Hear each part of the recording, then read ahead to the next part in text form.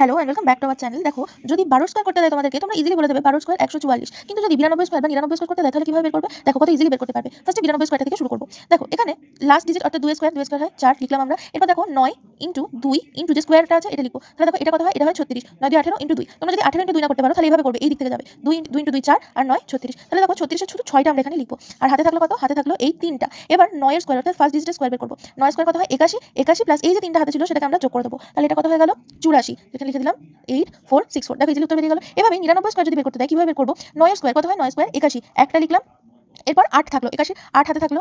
এবার 9 into 9 into 2 কত হয়? 162। ঠিক আছে? প্লাস এই যে 8, এই 8টাকে আমরা এখানে প্লাস করে দিলাম। তাহলে কত হয়ে গেল? 170। এর শুধু 0টা লিখবো আর 17টা আমাদের হাতে থাকবে। 0 লিখলাম, 17 থাকলো হাতে। আর কি আছে? 9। 9 স্কয়ার হচ্ছে 81, তাহলে 81 প্লাস 17 মানে হয়ে গেল 98। তাহলে এখানে 98 লিখে দিলাম। এভাবে কিন্তু তোমরা 11 থেকে নিয়ে 99 অবধি যে কোনো ডিজিটের স্কয়ার বের করতে পারবে। এরকমই শর্টসের জন্য অবশ্যই চ্যানেলটাকে সাবস্ক্রাইব করে নেবে। Thank you.